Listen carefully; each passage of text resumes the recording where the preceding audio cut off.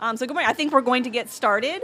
I first have to start with some unfortunate news, which is that, as you can tell, I am not John Morris. Unfortunately, yesterday, Dr. Morris tested positive for COVID. So I know he is just absolutely devastated. This is one of his absolute favorite things. And the fact that we haven't been able to have a participants meeting since 2019, the timing just could not be worse. But people are waving. Is it? They're saying they can't hear me.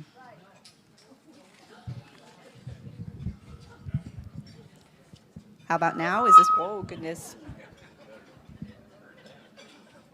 I'm a little type A, so I don't like that screeching noise. How about now? They're working on it. Okay, I'm going to keep talking. So Dr. Morris tested positive for COVID. He was on a Mediterranean cruise with his wife, and supposedly they had a fabulous time, but he is COVID positive and can't be here today. So he extends his sincere apologies to everyone for not being able to be here. So I'm Krista Mulder. I'm the executive director of the Knight ADRC. They usually keep me locked up in my office working on our grants. So you don't all see me very often, but I'm so glad that you all came out this morning.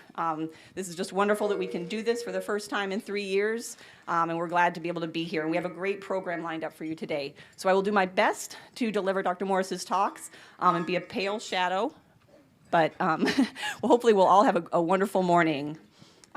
So I did want to thank our Outreach, Recruitment, and Engagement Corps, so Andre Denny, Jennifer Phillips, and Murda Spencer for being the main organizing factors today. Marissa Streitz is the one who actually put Dr. Morris's slides together, so thank you to her.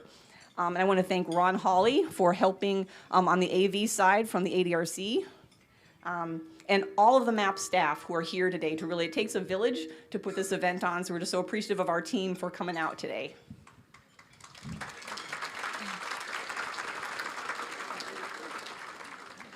And just a reminder, we haven't been in a lot of live events the past few years, but remember we have to turn our cell phone to silent or vibrate. I had to remember to do that with my own phone.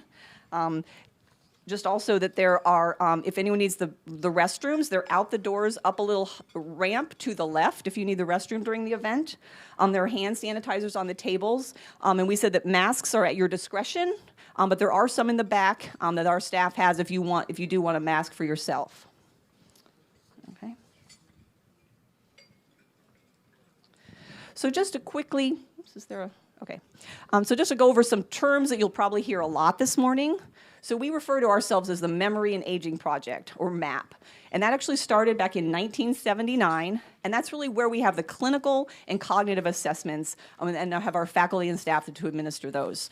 So all of our grants that we'll talk about, everyone comes to the Memory and Aging Project for their clinical assessments. To support these assessments, we have grants from the federal government that your tax dollars support. So our Alzheimer Disease Research Center grant, or our ADRC grant, was initially awarded in 1985, and we've been continuously funded in that grant ever since then. In 2010, we were very fortunate that Charles and Joanne Knight endowed our center. So since 2010, we've referred to ourselves as the Knight ADRC. We have two other big grants. One is called Healthy Aging and Senile Dementia, which started in 1984. And we have another grant that many of you are part of called the Antecedent Biomarkers of AD, or just the Adult Children Study, or ACS for short, which was awarded in 2005. But no matter what grant actually has the dollars that support your clinical and cognitive assessments, all of the people come to the MAP Clinical Research Office for your clinical assessments.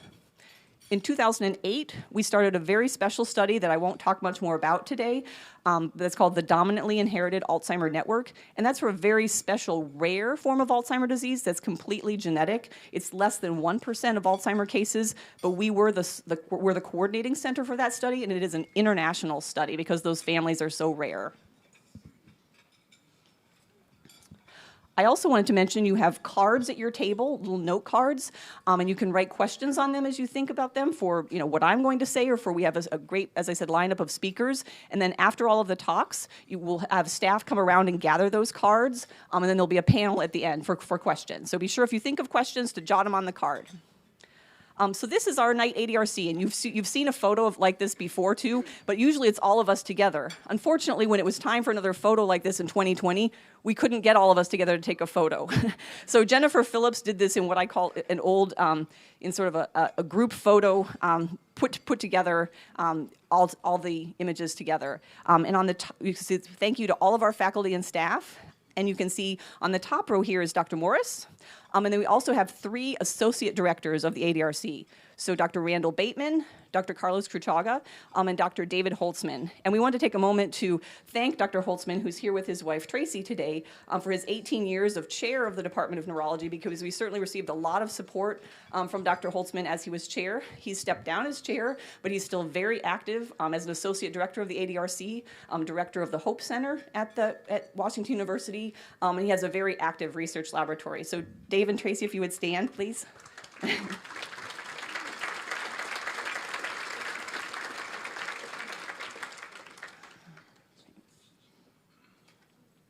And we all, of course, want to thank all of you. So we have more than 680 active research participants, and we couldn't do any of what we do without all of you.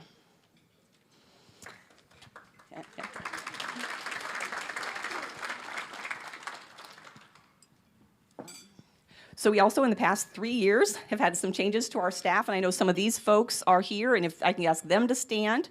So we usually have just 1 year of saying our new people, but now we have 3 years of new people. So I believe Dr. Joy Balsberry is here. She's here to lead our new Health Disparities and Equity Core, and she'll talk a little bit later. I think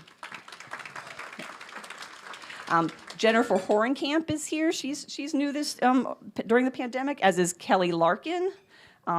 I see Marisol Tahan is here, and Dr. Kyle Womack joined us in 2020. Also, I haven't seen Cheris, but she's supposed to be here today, Cheris Johnson. I know I've seen Peaches Clark is here, if she'll stand. And Jennifer Fish is new this year. I've seen Jennifer earlier today. Heather Klemp, I haven't seen her, but I'm sure she's around here somewhere. And Lena Woods, I know I've seen Lena here today. So we have a lot of really great new faces on our team over the pandemic, a lot of changes, but we're all working together and still hitting our goals.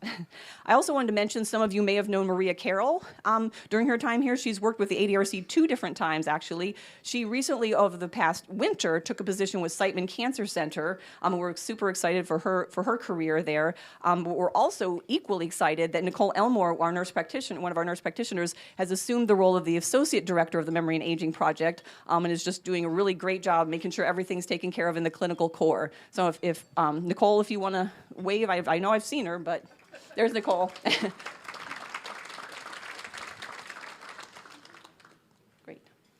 So this year's presentation, so we have Dr. Jason Hassenstab is going to talk to you about that ARC, the smartphone application that you've been probably working on and his team's been helping you with. Dr. Suzanne Schindler is going to talk about a very hot topic about blood or plasma biomarkers for Alzheimer's disease. Marissa Streitz is going to talk about the social and structural determinants influencing aging and dementia, so looking at social factors that influence our life course. And Dr. Balsberry, who we just introduced, is going to talk about her new grant called the Co-Equal Registry. And then Dr. Eric Music is going to talk about Aduhelm, which is the new drug that's been approved for Alzheimer's disease. For better or for worse, he'll talk about it. So we just want to talk a little bit about what we've been doing during COVID. So we've still been working. We've had a gradual return to in-person assessment. So we had to shut down, close all of our assessments, not be able to have anyone come in person. But we did return gradually to in-person assessments starting last May in 2021. We are requiring that people have a vaccination to come into the medical school. We are doing a screening, both a medical history screening before you get here to make sure you don't have risk factors that would cause you to have a more severe case of COVID, but then also before you come in to make sure you haven't been exposed in the recent hours. We are requiring people to wear masks because that is policy at the medical school. And we're trying to do social distancing as much as possible. You may not appreciate it today, but this is actually a reduction in the number of tables that we normally have. Usually this room, you can barely fit through the tables. It's so crowded in here. But this is a reduction, but we're so glad to see a full room today. It's just so exciting. We've learned we've had to be flexible. So Omicron came along at the beginning of 2022, and we had to shut down again. The numbers were just so great at the medical center, we had to close down again. So we had a couple assessments at the very beginning of January, but then we had to close for all of January and February, and it was hard. I mean, it was hard for you all who had to reschedule things. It was hard on our team because it was just, sad. But, now we're back in person again, and we're just going to keep persevering. Persevering is a word I've been using a lot during the pandemic. For our current status, we're at about 50% of our normal in-person clinical and cognitive assessments. We're going to keep ramping that up, but we want to be very cautious. We have the people who are due for their biomarker visits, we're referring those out to our cores. And our workforce is also hybrid. So we're doing hybrid visits, but most of our team is half at home and half in the office as they can be. And I'll get a little bit more to this too, but we're doing remote testing, and we know our cognitive assessment unit worked really hard to be able to convert a lot of those memory and thinking tests to be able to be done virtually. And we have down here this last point here. We have to figure out what this new normal is. I was talking to Pastor Petty before this too. We all have to figure out what it is we are and aren't comfortable with going forward, but we are trying because we're a research operation, we're not providing clinical care, we are trying to be pretty conservative and have an abundance of caution as we open up. And so to thank you to everyone here. So to thank you to our faculty and staff for persevering, for figuring out creative ways that we can do things that we didn't think that we could do before, and to help us stay connected to you. We made a lot of what we called them shelter-in-place calls, where we called participants and just to see how people were doing, were there extra challenges that people had. I want to thank all of our clinicians, our nurse clinicians, our social workers, our coordinators, and our front office staff, just for really not just keeping the lights on, but really moving our research mission forward. And also to our cognitive assessment units. I said they had to be really creative in terms of how they could administer some of these tests through Zoom or on phone, and also then to our study partners. We know that when the telephone interviews that we've had to do over the past couple of years were a lot of work for the study partners, the collateral sources. So we want to thank all of you who are here today, just because we know that you had to give a little bit extra during the pandemic as well. And then, of course, number one, to our participants, just for your dedication and your patience with us as we figure this out. I mean, no one knew this was coming. We've all had to figure this out, so thank you to everyone here just for being patient with us and for still believing in what we're trying to do. So our ramp-up plans are continue to go, so we want to have safe in-person assessments. And as I mentioned, we are doing things remotely as we still can. I just want to take a brief pause here. So we have been very lucky at the Knight ADRC. So I don't know if you know, but there are actually 37 Alzheimer's disease research centers across the country. We're the only one in the Missouri, and I know if Dr. Morris would hear, he would say we're the best.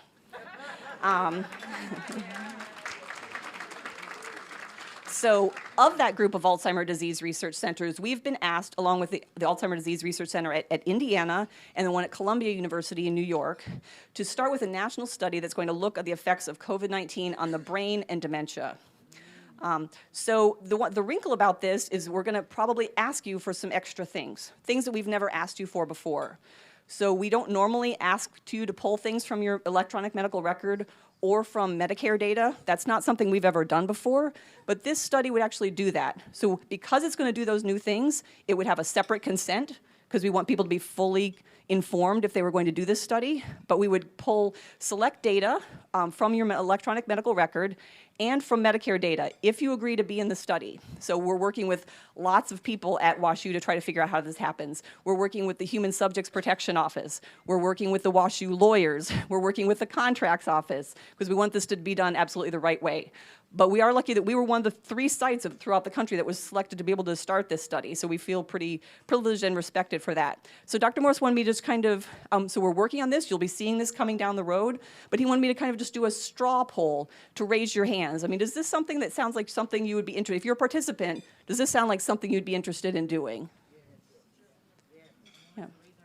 Yeah, if you're a participant and this sounds like something you'd be interested in, you just want me to kind of see as we work this up. So great, it sounds like there is some good. So okay, so thank you very much. But stay tuned, this is coming. As I said, we're crossing all our T's and dotting all our I's, and this is coming down the road.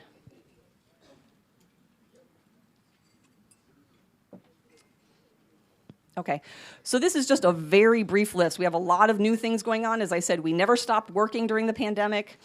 So as I said, Dr. Joyce Balls-Berry will be talking to us about our new Health Disparities and Equity Core that began right in the middle of the pandemic in the summer of 2020. Some of you have been contacted, and this is ramping up too. We have a new project in the Adult Children's Study grant that looks at your gut microbiome. And actually, we're requesting some stool collections, so some of you have already been part of that as well too. We're working with the University of California, San Francisco, to develop an electronic version of the clinical dementia rating.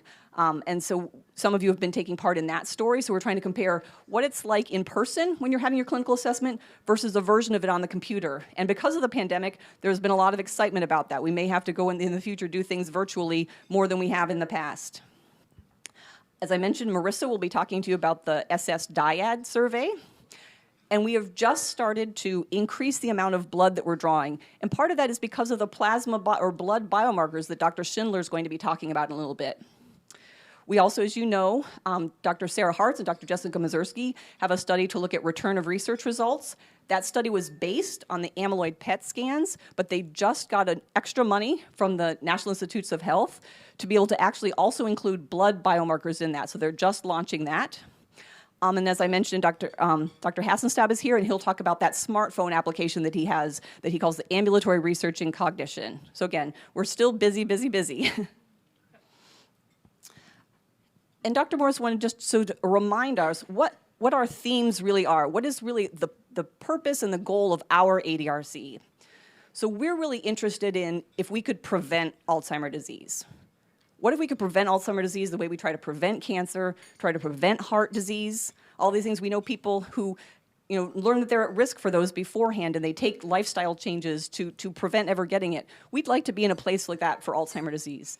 So we always want to care for people who have Alzheimer's disease, who are symptomatic, but we're really trying to look, are there ways we can identify preclinical Alzheimer's disease? What's happening in your brain before you actually develop the memory and thinking changes?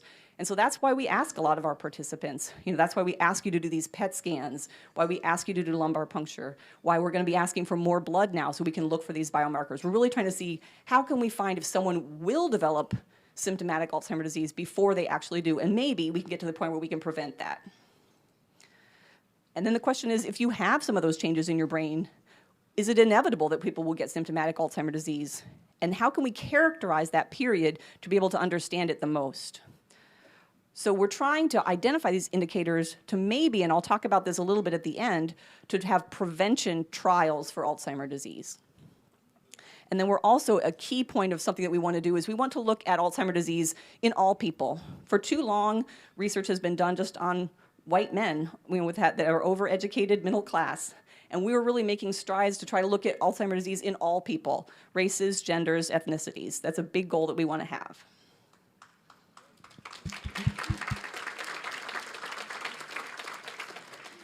So this is a figure that I actually made for Dr. Morris some years ago to try to say that we know that Alzheimer's disease over here at the end is really just the tail end of this disease. There's a long period, 20 years maybe, before people develop symptoms.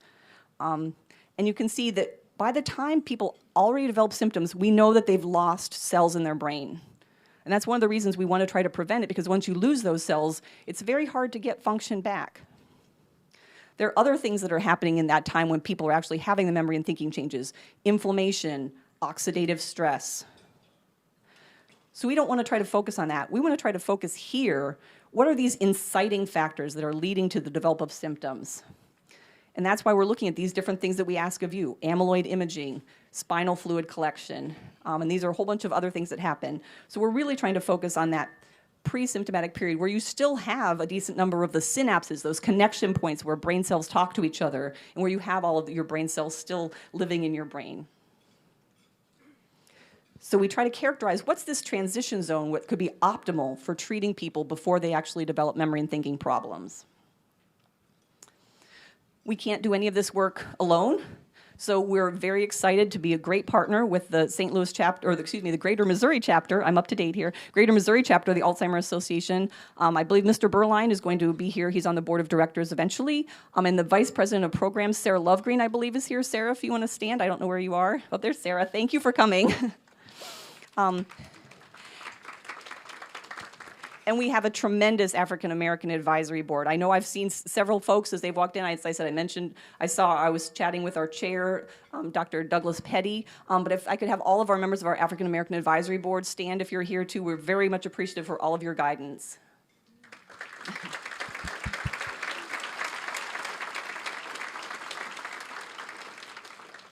Thank you. We have an ethics committee that's led by our two social workers, Becky Fearberg and Terry Hosto. We're great partners with the Links Incorporated. They help us with our Norman R. Say lecture. We're partners with the Friedman Center for Aging that's located on the Danforth campus of Washington University. I mentioned earlier that Dr. Holtzman is director of the Hope Center for Neurological Disorders. And we're great partners with the Barnes-Jewish Hospital Foundation. And then within Washington University, that takes its own separate village. So we have strong institutional support from the chancellor, from Dean David Perlmutter, and our new department chair, Dr. Jinmu Lee. We also are very closely involved with alumni and development and medical public affairs. So Pamela Henson, Pam Morris, Alex Carr, who I know is here, Linda Heaney, and Judy Martin Finch from Public Relations. As I think Dr. Morris has shared with you before, most of our research is funded by the National Institutes of Health, but they don't provide all of our work. And actually, I did some calculations for him, and it's only about 70% of what we do can be funded by the NIH. So we rely on our donors, and we've been very fortunate. As I mentioned, the Knight family endowed us in 2010, and we also have had some very generous gifts from Roger and Paula Riney, who are also here today. We're very grateful to them.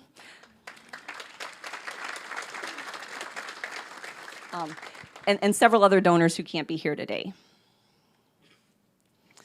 So who are our MAP participants? So these are the up-to-date numbers in 2022. So as I said, we have about 680 active participants right now.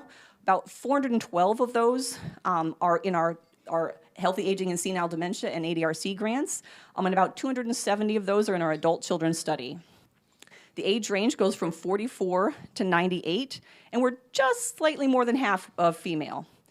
If you take all of our grants together, we have about 13% people who self-identify as Black or African American. If we look just at our 65 and older cohort, that's actually more like 18%. We have one participant who just came in earlier this year for his 35th assessment. That's pretty amazing. Oh, he's right here. Congratulations. Will you stand up, please? What, can I get you to stand, please? 35 years, wow. Wow.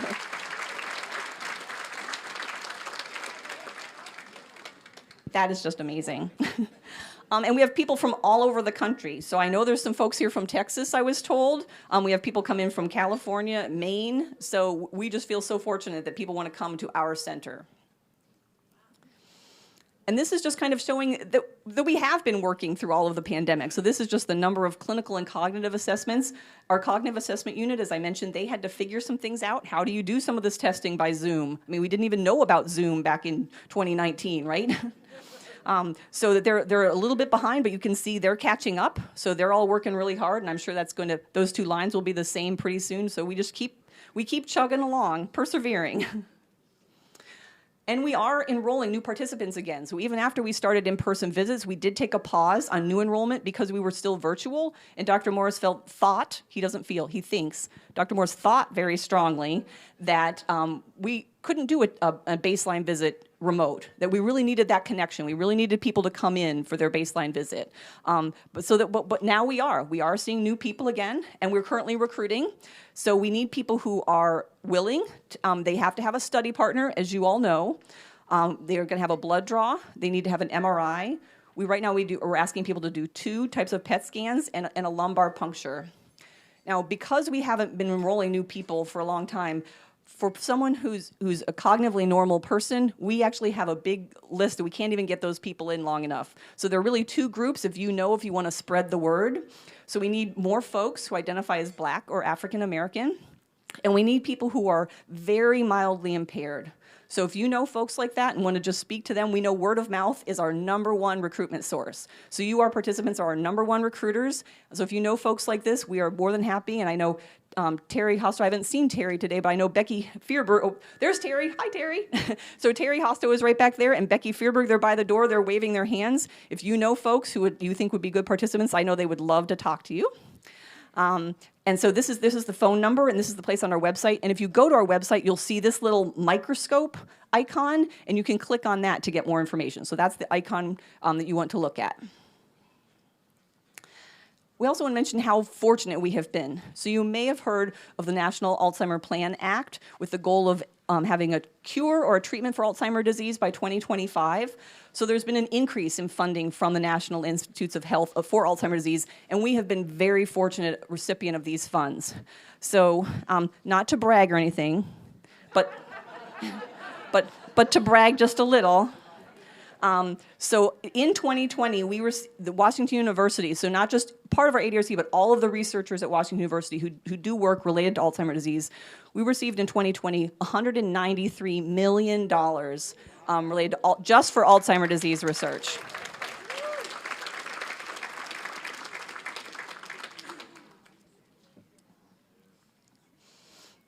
We also want to mention, I mean, this isn't the most pleasant breakfast topic, but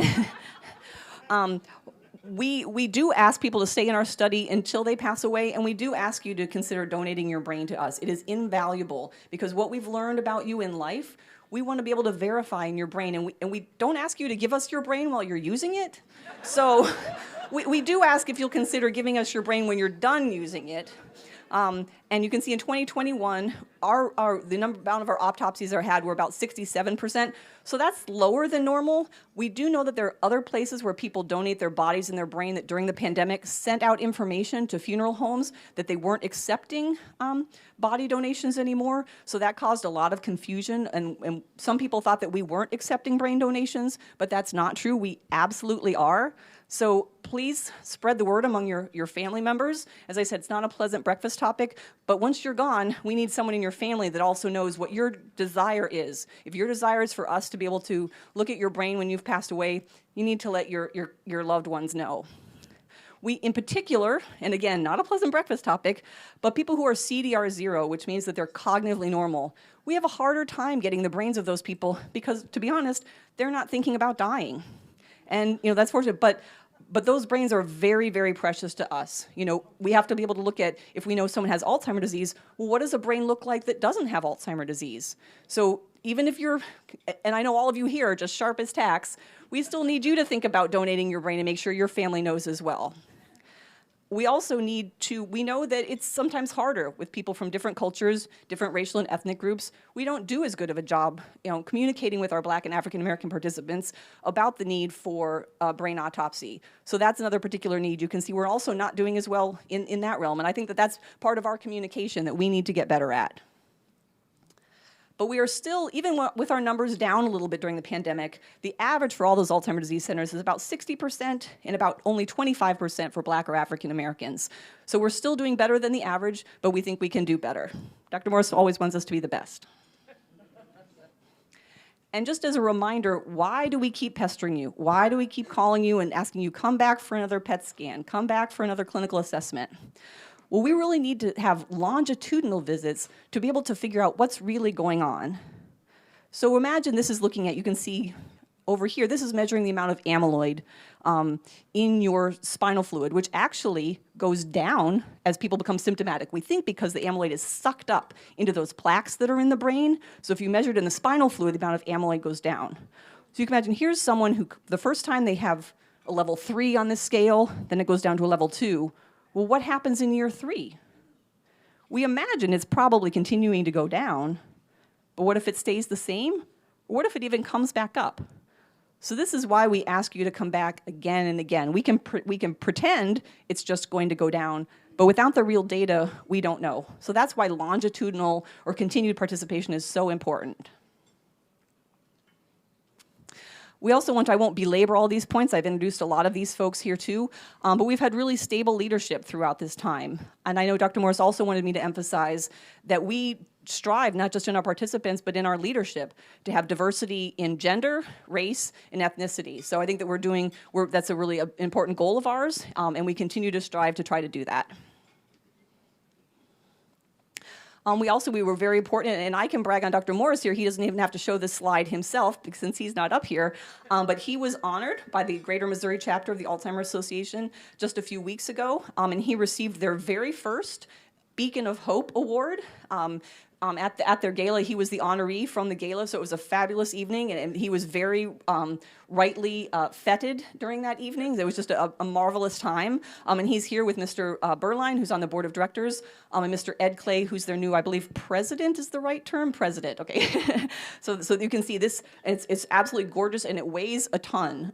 This beautiful blue glass sculpture here, too, is Dr. Morse's Beacon of Hope Award.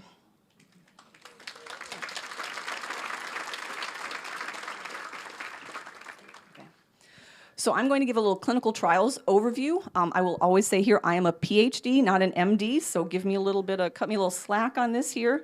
But we do thank our clinical trials unit that is led by Dr. Joy Snyder, and she provided these slides, but she's having a really rough day because she's scuba diving. I know.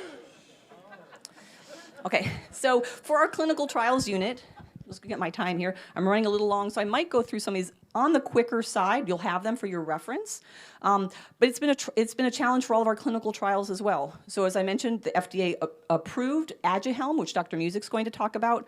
But there have been a lot of challenges during the pandemic. And the clinical trials unit continues to grow because we do want to try to have trials both for pre-symptomatic people and people who have memory and thinking problems.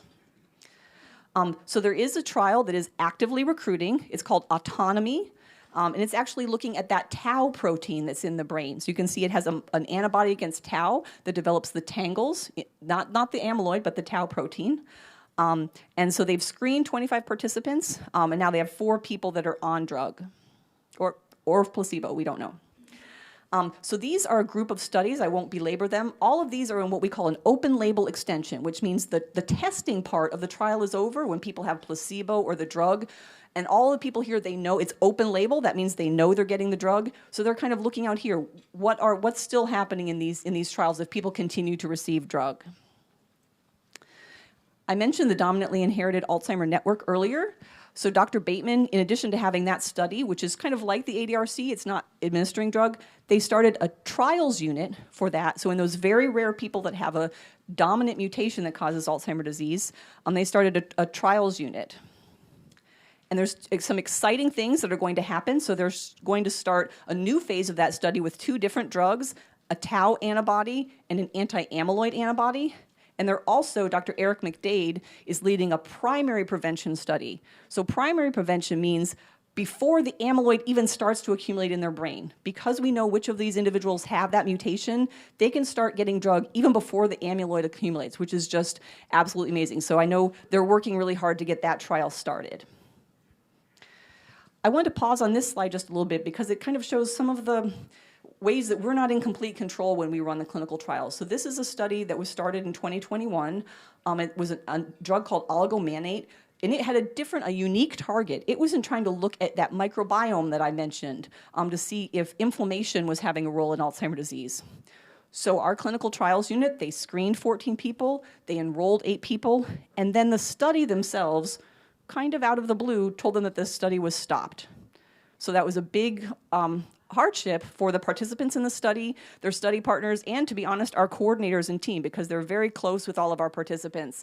So it is one of the risks in a clinical trial, since those are organized by large organizations. So as the last sentence here that Dr. Snyder wrote, it just shows how complicated and challenging the clinical trial world can be. So this is very rare and unusual that the trial would stop this way, but unfortunately it did stop during the pandemic. And we do have some treatments, some trials going on for people who do not yet have symptoms. So there's a study called A4. You can see all of the different A's here. That's also in what we call an open label extension. And there's a new study that is recruiting, largely focusing on people from underrepresented groups, again, to test an anti-amyloid antibody in people who do not yet have symptoms. Again, this idea of prevention. And so the future of the clinical trials, we have the world's best participants, and actually our ADRC, our MAP participants, really a lot of the things that have been learned in ADRC and MAP are what led to some of these trials. So these trials couldn't be happening with all of the participation that you all have done. I will also acknowledge the gift from the Rhineys, a lot of what they have helped us with. helped us to launch this clinical trials unit, because it's kind of a strange thing. These trials, they ask you to do a lot of work, and then they pay you after the fact. So to get those trials started, kind of takes some seed money. So we've been very appreciative of the Riney gift to help us with that. And so we've got a link here for the clinical trials unit. If you have anyone, as I said, you can look at your handouts. I don't want to run too long on time here. If you have any information, we can certainly help you with that. And I was going to say that Dr. Morris wanted me to share with you that he's not going to work forever, but he's still very active and not retiring anytime soon, but he has been training his successors. So we have Jack in the green, who's 7, and Thomas in the striped shirt, who's 4. So he's been diligently training them on the Knight ADRC way to do things. But he did want to let you know that during the pandemic that they got some competition. So this is his granddaughter Molly on Cardinals opening day. So she's 7 months old. And so thank you, everyone. I'm sorry Dr. Morris, again, couldn't be here. I know he's just absolutely devastated. Okay, so I'm going to now invite Dr. Jason Hassenstab is going to be our next speaker. So I'll call up Jason.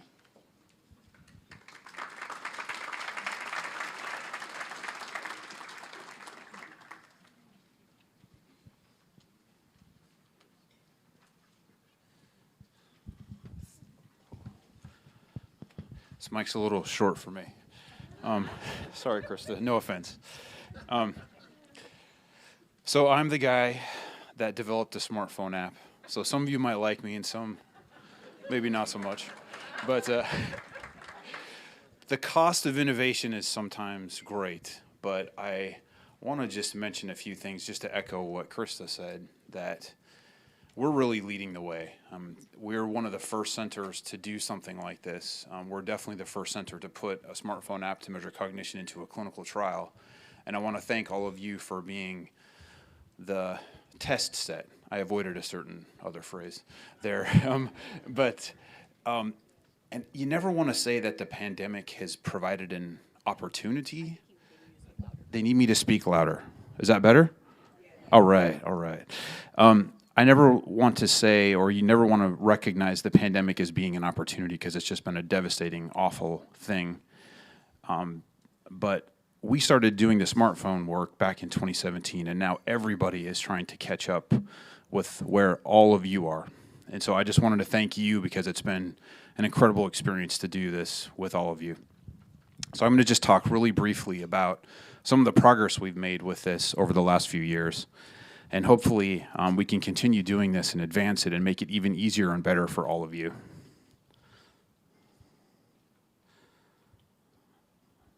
Wrong way. Very cute granddaughter, though.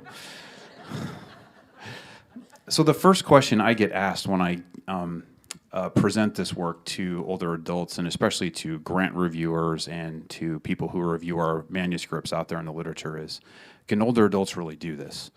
And the answer to that, we've discovered from the work you guys have done, is a resounding yes. You absolutely can do this. So we came up with actual data to prove this. So we asked you, if some of you remember taking these surveys, like, what are these pictures behind me? And there's still a tremendous gap in technology familiarity. Older adults definitely aren't doing as well as the grandkids and your children, which is maybe not a surprise. But what I want to just emphasize is that's not a reason to not do this type of work. It's not a reason to think that older adults can't do it. You're actually incredibly good participants in all of this research. So another thing we get asked is, sure, they might sign up, but will they stick with it? And the answer to that is, again, a resounding yes. So adherence in this case is, we ask you to take those tests several times a day. They're really short, but it's a big hindrance, right? It's a big interference with your life. And you guys stick with it at a rate that has never been seen before with this type of work. So we have an 85% compliance or adherence rate, which is just tremendous. I couldn't believe it when I saw it, and I think it really is a testament to you all as participants, and also to the fact that we took working with you very, very seriously. And I'm really blessed that I have such incredible staff members that are there to help you and to work with you as well, which I'll recognize in just a minute. why do we do this? One of the biggest problems we have in research like the ones that we do when you measure cognition is kind of a messy operation, right? Some days are good, some days are bad. Like I just came back from a work trip to Europe, and the last thing I want to do when I get off that airplane is take a memory test, you know? I'm not feeling my sharpest. Or if I've traveled, I just sat at breakfast with a lovely couple who came here by train from Houston. And I'm sure they don't want to take a test right after they get off the train.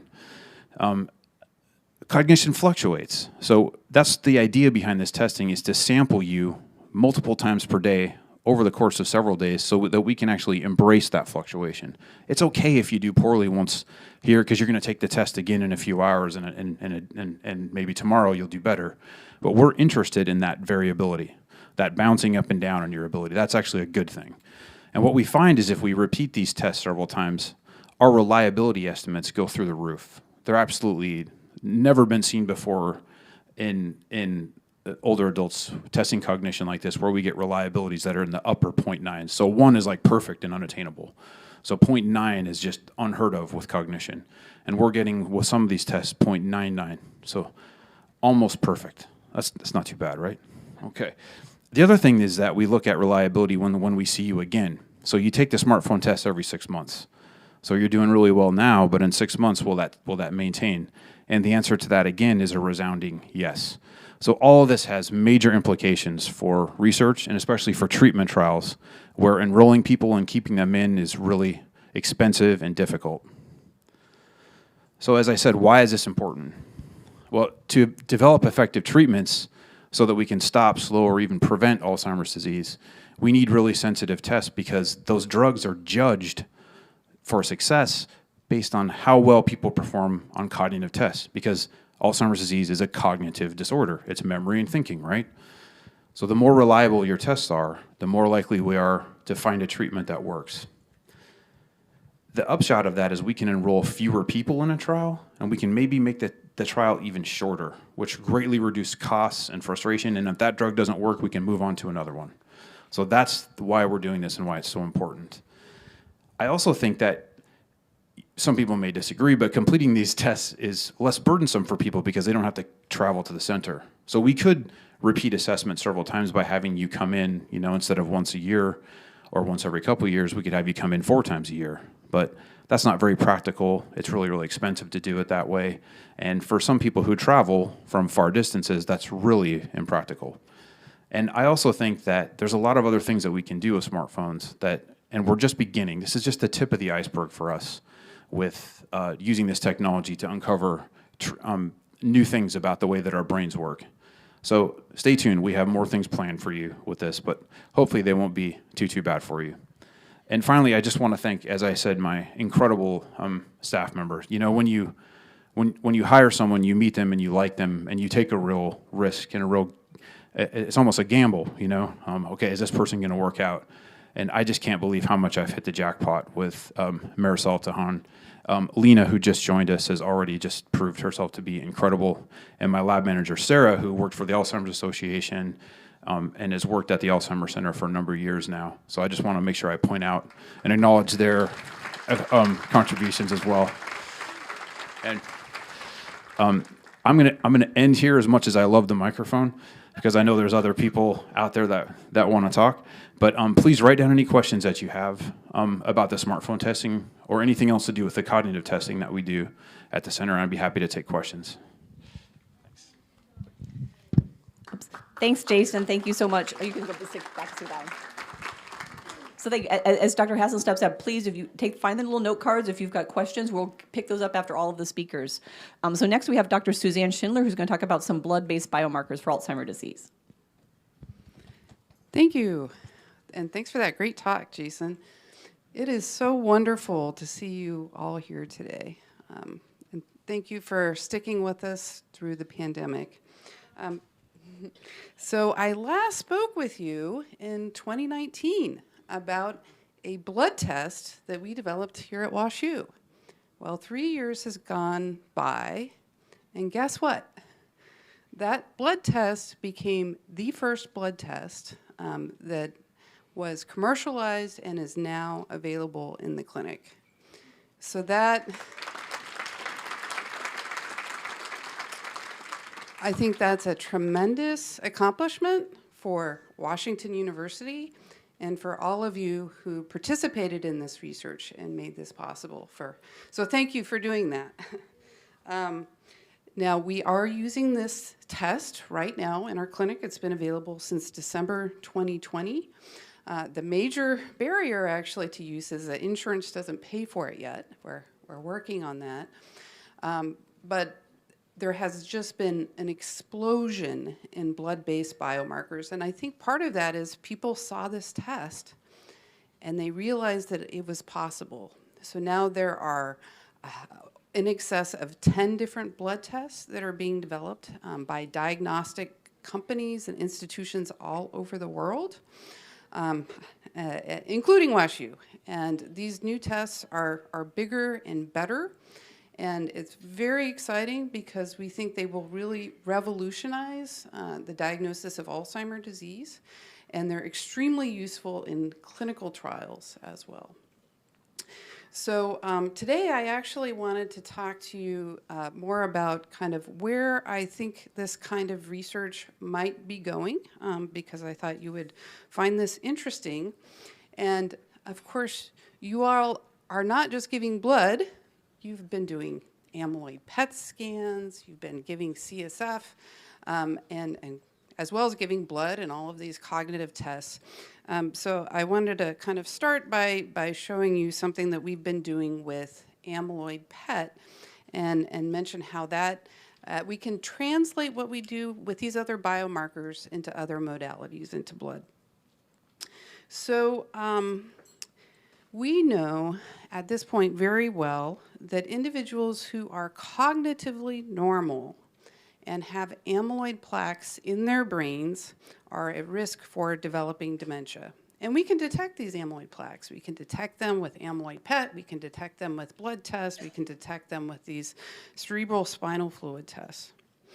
And so we can tell you you're at risk, but really what a lot of people would like to know is not just that they're at risk, but when will I personally develop symptoms? Because it's something very different to contemplate developing symptoms in 10 years versus 2 years. And this question is actually very important for clinical trials. So you can imagine if you're designing a clinical trial and you have a bunch of people in this clinical trial that aren't going to develop symptoms for 10 years, that means you're going to have a very long study period.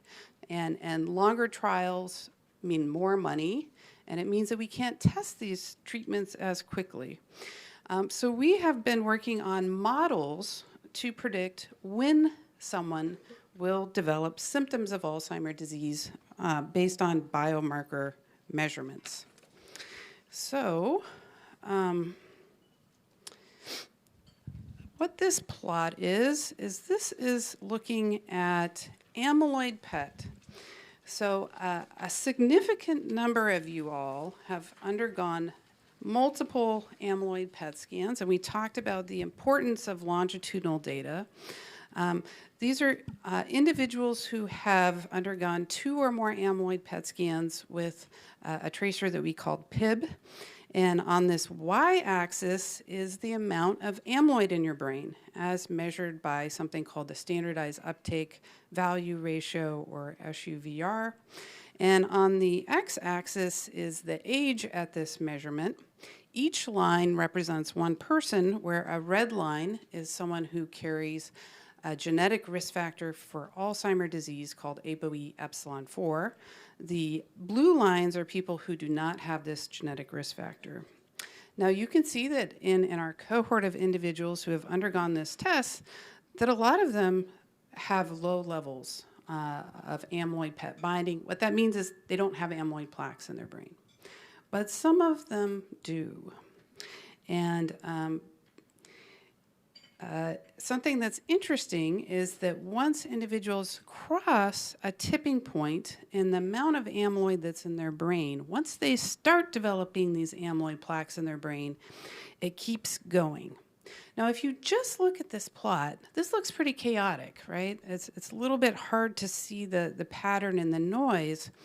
But something that is interesting is that people are crossing this threshold at different times. So this person, for example, is starting to accumulate amyloid. They're crossing this tipping point at about age 58, versus this person, they're not crossing that tipping point till about 90. So this may look chaotic because, in essence, you're looking at a race where people are starting at different points. But what happens if you put everybody at the same starting line? So this is what we did. And what we found was really something quite remarkable. And that is, if you estimate the age that people started to accumulate amyloid based on this longitudinal data, pretty much everybody is accumulating amyloid in the same way. And this has some important implications. And this is just an animation showing this. And really what I want to emphasize is we are not changing the values of the amyloid PET. What we're doing is we're aligning it. So you can see that for all these different people, regardless of their ApoE status, they're accumulating amyloid in a remarkably consistent way. So what are the implications of this? Well, there's quite a few, but this is one that I think is significant. Really what it means is we can use amyloid PET as kind of like a clock for Alzheimer's disease. Kind of like you could imagine tree rings, right? So if a tree has 10 rings, you can estimate that it started to accumulate amyloid or it started to grow 10 years ago. In this case, if someone has a certain SUVR, you can estimate when they started to accumulate amyloid. So if someone's 70 years old and they have a certain SUVR value, you can estimate they've been accumulating amyloid for 10.7 years. So they started accumulating at about age 59 years. So we estimated in our cohort the age that all of these people started to accumulate amyloid. And this is what it looks like. This is a little bit of a complex plot, but I'll take you through it. So on this axis is the age that people started to accumulate amyloid.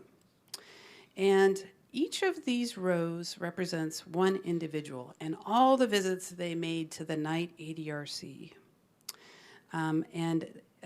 The green dots mean that when they came in, they were called cognitively normal. The yellow means they had uncertain or atypical dementia symptoms. And red means they had symptoms that were consistent with Alzheimer's disease. And so what this metric let us do, the estimated age they started to accumulate amyloid, is to align all of this data. And then we pulled out the people who started off as cognitively normal and then developed Alzheimer's disease dementia symptoms. And what we found is that the age that people started to develop symptoms was actually very well predicted by the age that they started to accumulate amyloid, which we could estimate based on a single amyloid PET scan. So what does this mean? Well, it means that if your SUVR is within a certain range, we can estimate within several years about when we would expect you to develop dementia symptoms. Now, other groups have been doing similar things, and the results have really been quite consistent across cohorts. So should we be giving out these ages to individuals? Well, at this point, we're still working on this, and we're hoping that we can make these estimates better. There could be other factors that we can incorporate into this modeling that improves our estimates. But this is important because it could really help us, particularly in clinical trials, to pick out the people who are at high risk for developing symptoms of Alzheimer's disease so that they can be enrolled in trials. Now, I'm not going to show this today, but we're working on very similar models This one's easy to explain, but very similar models with both CSF and plasma, and have been making good progress.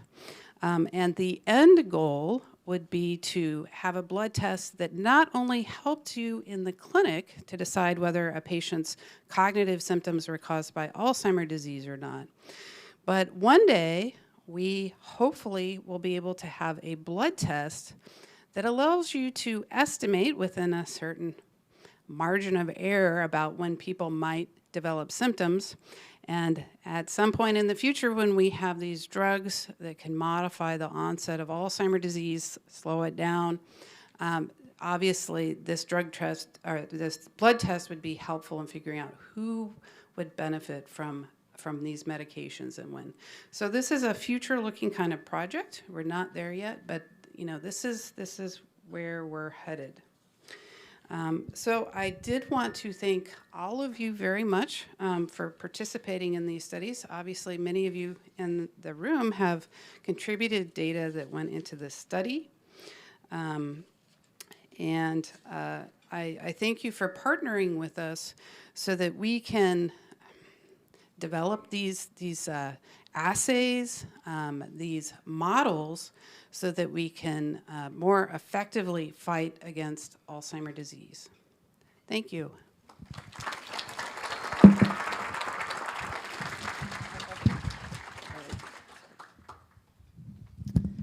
Thank you, Dr. Schindler. Thank you so much. And now we have Ms. Marissa Streitz, who's going to come up here and talk to you about the SS Dyad survey.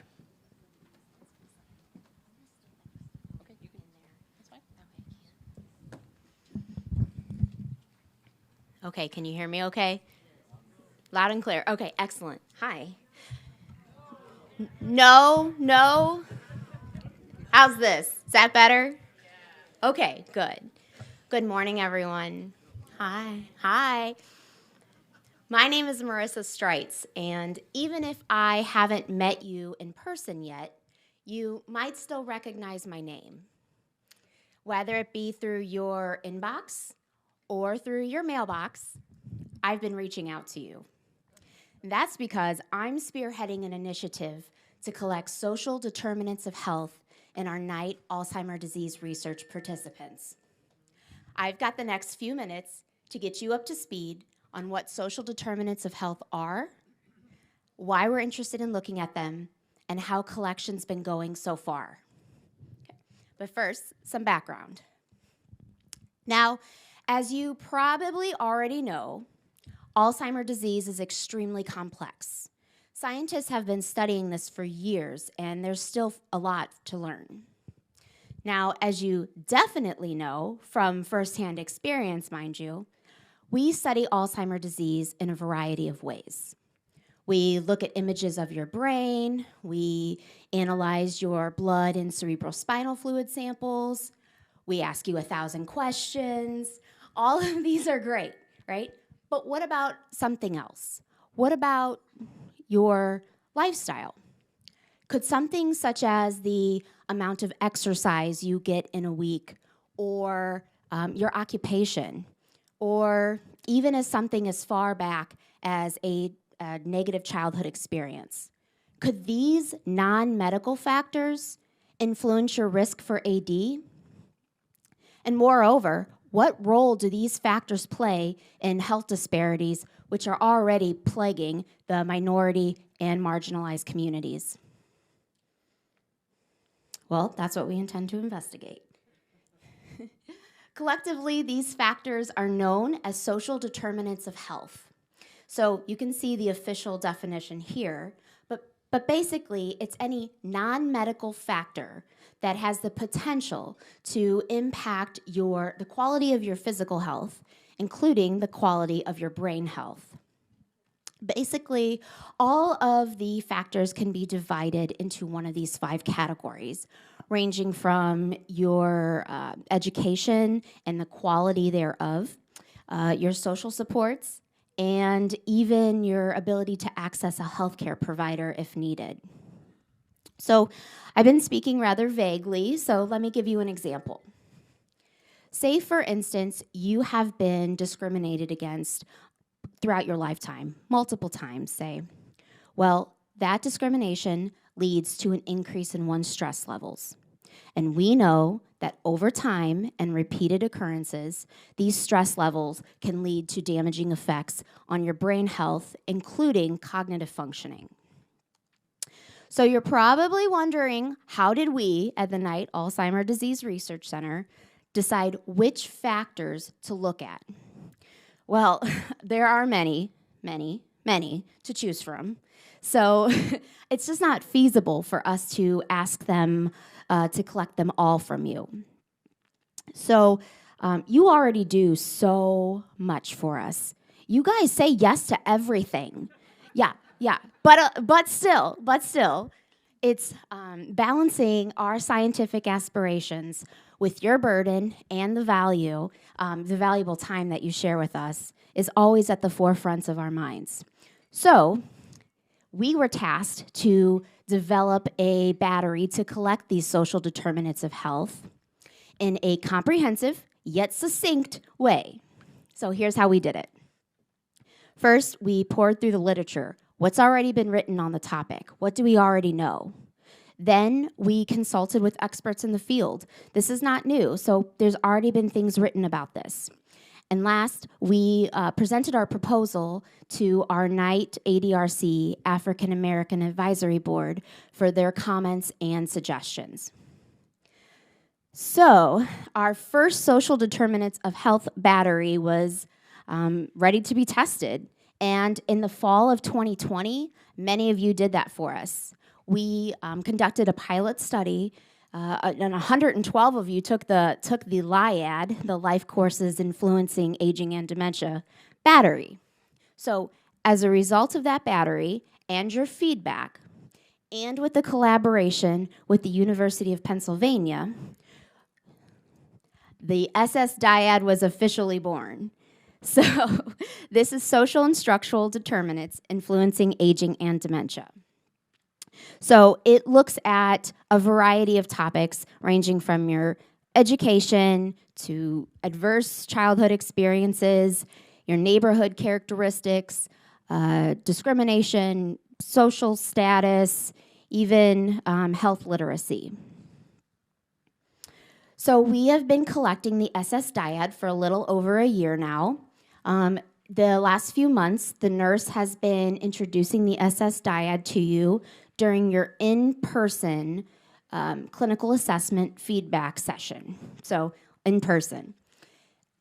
You can, if you've agreed to electronic communications with us, then we will send you an email. Or if not, that's okay. We can mail you a paper packet. You can always take a paper packet home as well. Completed in the office, completed at home, it doesn't matter. And there's two versions. The first, you'll take the SS dyad initial, and then we'll ask you to complete the SS dyad follow-up in subsequent years because there are some variables that we're interested in longitudinally. So you can see the demographics of where we're at and how far we've come. So over 400 of you have completed the initial SS dyad in a year, which is amazing. I'm really impressed. A little over half of the cohort are female. The majority of the participants who have completed this battery are white, and seemingly people prefer the electronic version versus the paper so far.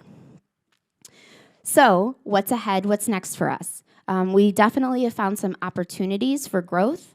Number one, first and foremost, we do want to increase our participation rate, particularly among African Americans. This is crucial in us studying health disparities, so it's very important. Next, we're working on distributing the SS dyad, the follow-up version, which is shorter, so that's good too. And then something I'm most excited about is our collaboration with other Alzheimer disease research centers. As Krista said this morning, we are one of 37 Alzheimer disease research centers across the United States, and at least one ADRC in each of these blue states here are represented. So we don't want just the SS dyad at the very best ADRC. We want to expand it. So we've already recruited University of Pennsylvania, and we're in talks with Wisconsin, Emory, and the University of Alabama.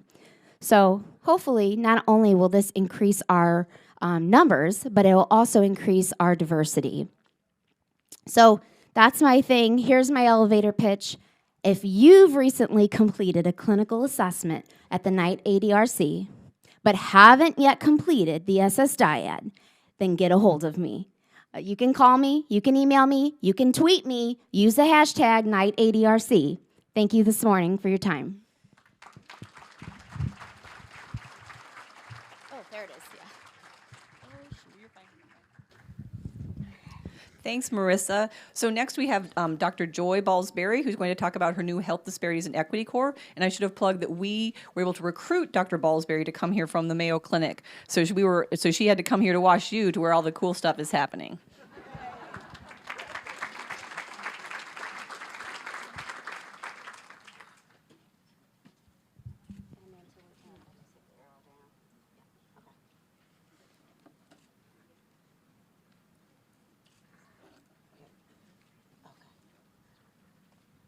Good morning. Is everybody still awake?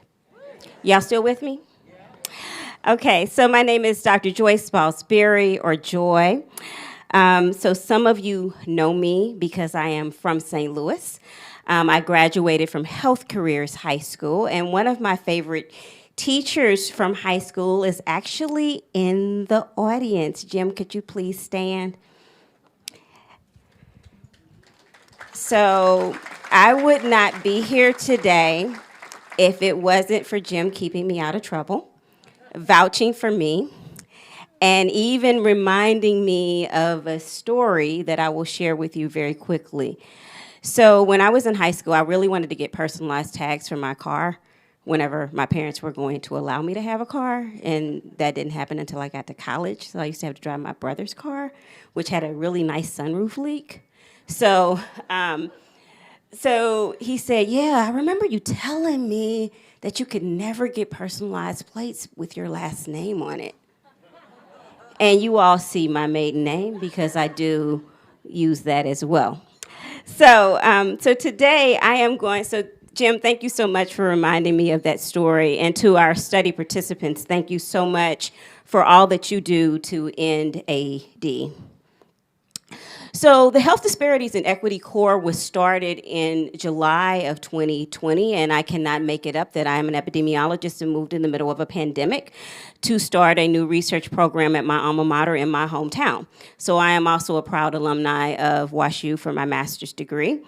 And I'm very thankful to Krista and to John for recruiting me, and to Mrs. Spencer for giving my name for the Say lecture all of those years ago. So thank you so much. So the purpose of the core is to use community and patient-engaged research processes to reduce Alzheimer's disease and related dementia and health disparities and increase health equity in diverse communities. Being a Black woman, I often see that we are often overlooked in research. And Black folks also often are not asked to participate in research. So I ask each of you, regardless to your race, your gender, your religious status or faith status, to ask your buddies to be in these studies, because we need you and we need your friends and family. So the Health Disparities and Equity Core has been really busy. We have several major initiatives and what we call aims for our work. Our first one is to increase community-engaged research and opportunities to address ADRD, or Alzheimer's disease and Alzheimer's disease-related dementia health disparities, and to facilitate recruitment of persons from underrepresented groups into research. So I do have my cell phone here. I'm not going to take any selfies while I'm up here, but maybe we will.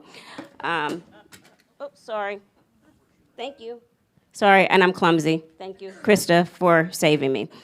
So our first project, how do I go back?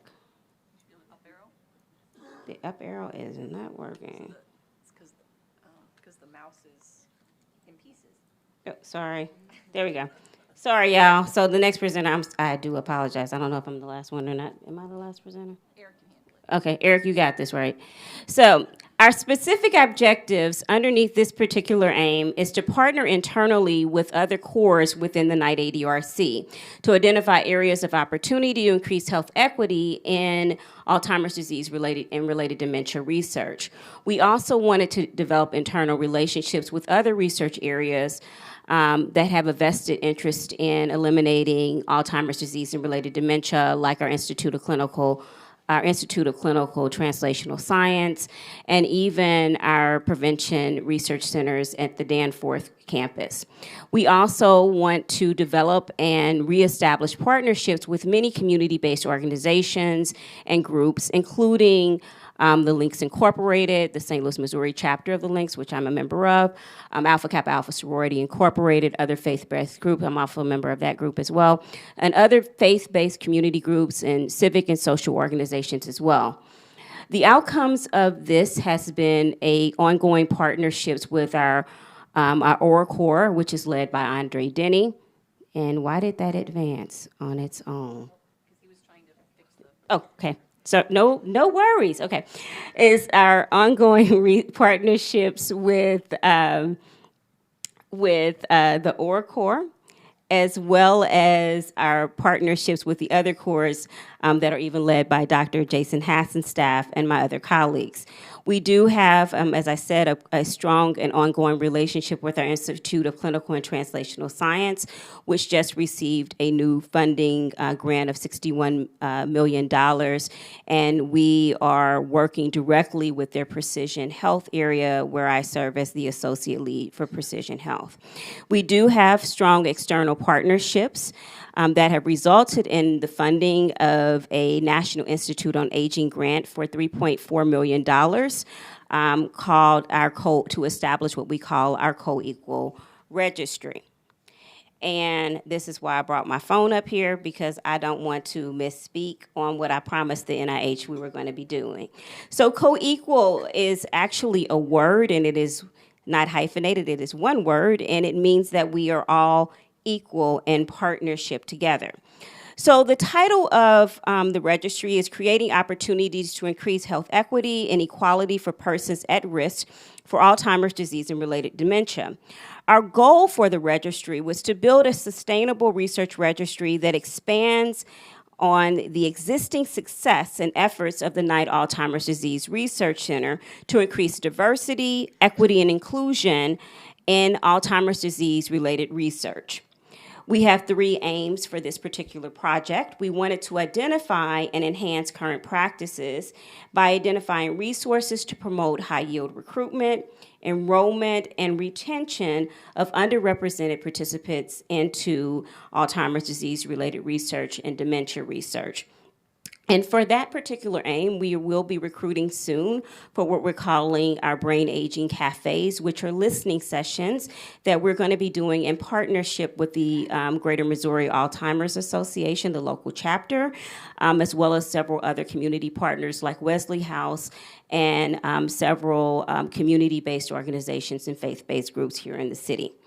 Our second goal for this project is to review materials that are stored by and collected by the National Institutes on Aging called Knight ADRC, which is the Alzheimer's and Dementia Outreach and Recruitment and Engagement Resources, where the NIA is collecting health education and promotion materials to increase recruitment, enrollment, and retention.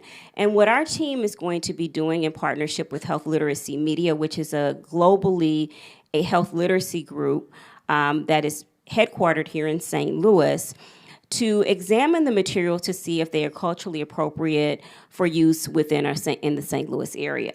And then our third aim for that project is to establish and implement a research registry where we plan to recruit over at least 2,000 people, so y'all need y'all's help, because we want to get 2,000 people enrolled into Alzheimer's disease and related dementia research. So the third aim of our health disparities, the second aim of the health disparities and equity core is to provide education and training on health disparities and health equity to learners internally and externally. And we've done this by providing lectures in several areas, especially one in partnership with Dr. Jessica Mazursky's, Dr. Mazursky is in the room as well. With a class that she leads called Responsible Conduct and Research. We've also presented at the Department of Psychology seminars at the Danforth campus. We've invited Dr. Corman Moten from the National Institute on Aging to speak to our junior researchers on career development awards and research opportunities that are offered through the National Institute of Aging. And we've also created several webinar and speaker series with Celebrity Seniors, which is a local philanthropic and advocacy group made up of African American seniors here locally called our Chat Series. We've partnered with other Knight ADRC leadership to increase workforce diversity, equity, and inclusion and belonging, where we've created a document related to equity and diversity, and it's not just paper on writing, but we've used a theoretical framework to help operationalize our new hiring practices to include descriptions related to diversity, equity, and inclusion within all job announcements that go out from the Knight ADC.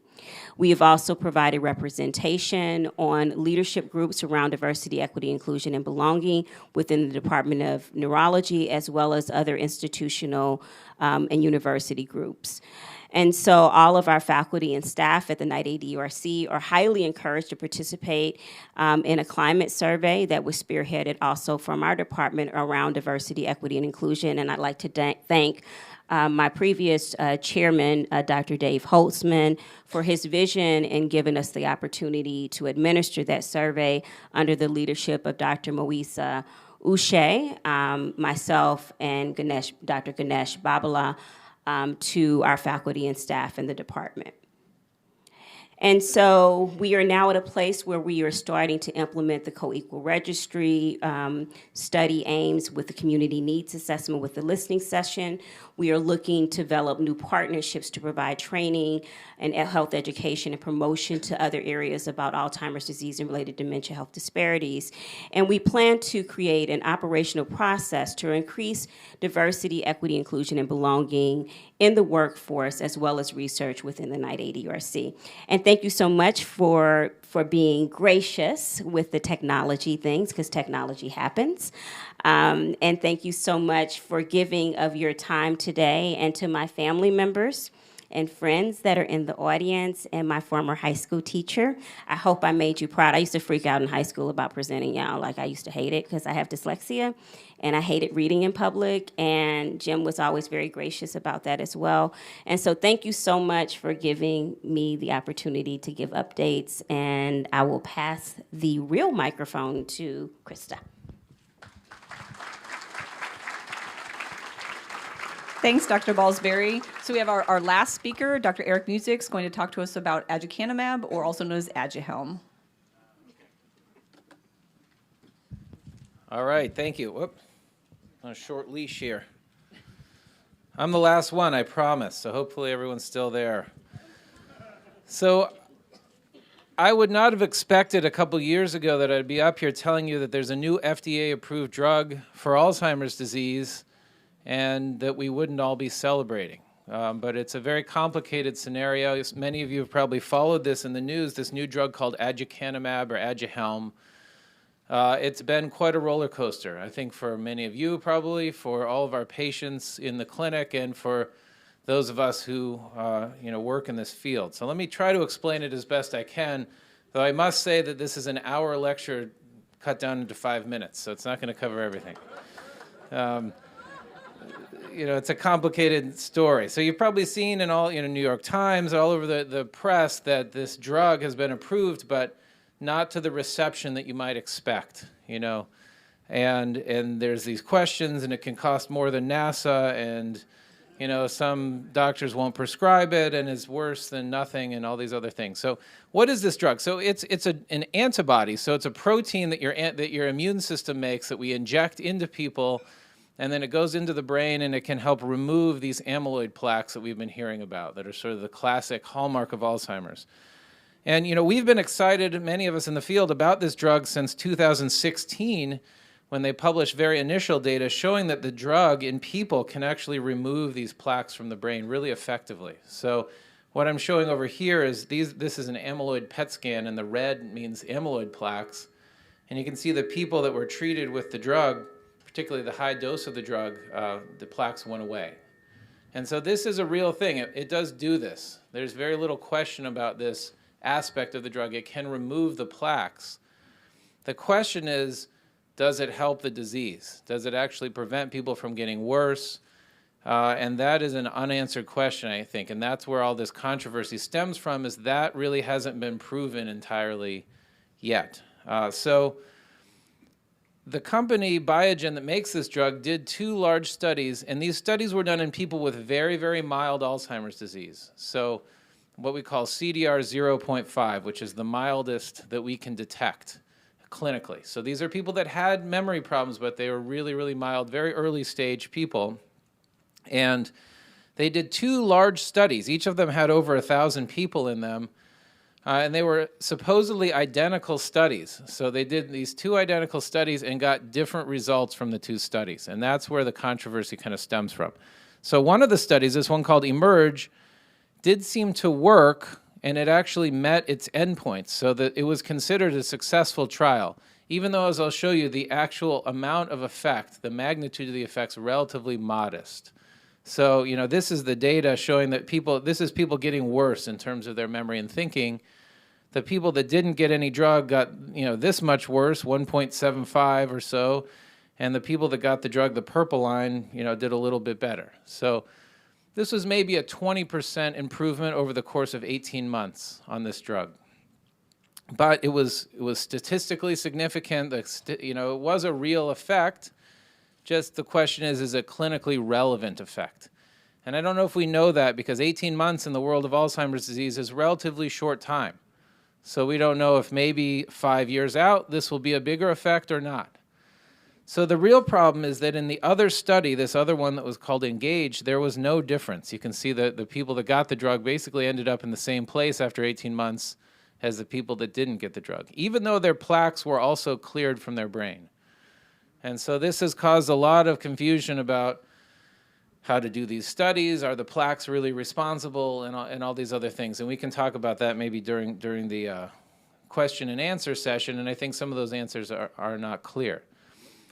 So what's all the controversy about? Well, the biggest thing is that these trials were actually stopped early because it didn't look like the drug was working. So the trials were not fully completed and analyzed in the usual way. And then when they analyzed the data again, they say, oh, actually, they are kind of working. And so the company went to the FDA with this data, and then the FDA approved the drug, even though there wasn't a really clear demonstration of clinical efficacy. So it didn't really show necessarily, like I just showed you, that it works in slowing the disease. It's kind of a mixed picture. The FDA approved the drug because it can remove the plaques. And so they use something called accelerated approval. It's sort of a newer way the FDA can approve drugs, in which they say, okay, we don't know for sure the drug works, but it does something that we expect to be good. So let's approve it, and then we can kind of monitor how it works. This didn't fly very well with a lot of people in neurology and in the field. And I think that's there was a lot of people upset. Some people from the FDA approval committee actually resigned over this. In fact, one of our own WashU faculty member was on it and resigned because they felt it was inappropriate to approve a drug that's very expensive and has significant side effects without really proving that it works. So the side effects, about 30 or 40% of people will have changes on their brain scans when they take this drug. Some swelling, some people have little tiny areas of bleeding. These sound very scary. Most of them are asymptomatic. So the drug is thought to be reasonably safe, but not 100%. Like, there is no free lunch when it comes to drugs. There's always side effects, and so you want to make sure that the benefits that you're getting from the drug, are bigger than the risk, that it's worth the risk to get the benefit. And I don't know that that's been proven with this drug because the benefit is still unclear about whether or not it works. It's also expensive. So when they first brought it out, it was $56,000 just for the drug. They cut the cost in half, actually, because there was a lot of backlash. But it's still $28,000, which for these kind of drugs is sort of how much they are, because you have to come in every month and get an infusion of the drug. You have to get MRIs every few months. It's an expensive drug. It's probably $50,000 all told to get this drug every year. And so the cost, the risk, and the questionable benefit, I think altogether made a lot of people upset that the drug had been approved at this point. So what happened was, even though the FDA approved the drug, several major medical centers, Harvard, Cleveland Clinic, actually WashU as well, said we're not going to prescribe this drug yet because we don't feel that the benefit outweighs the risk and the cost. And then Medicare, which is ultimately who decides what happens, decided not to pay for the drug. So they are not, as of right now, not paying for this drug except in clinical trials, which the drug's pretty much already paid for in clinical trials. So if you try to get this drug and someone prescribes it to you, your insurance or Medicare is probably not going to pay for it. So you'd have to pay out of pocket. So if you've got $50,000 laying around, that's fine, but most people don't have that. So that's sort of where we are right now. In our clinic, we are not really prescribing this drug. In fact, WashU didn't, the pharmacy committee at WashU did not approve the drug for us to prescribe. So we are waiting. And I still have some optimism that the drug may work, but they're going to need to do another trial to show that it works. They really need to prove that to me and to many other people in the field, I think, before we start giving it to everyone. This has been, disappointing. I think everyone was hoping. I've been telling patients for years this drug's on the way, and now it's here and it's sort of landed with a thud. So, it's possible that Biogen will do another trial and that the drug will prove to work and that we'll be giving it to people in another few years. Another possibility is that another drug will come along. So there are several other of these drugs that show very similar effects in small trials.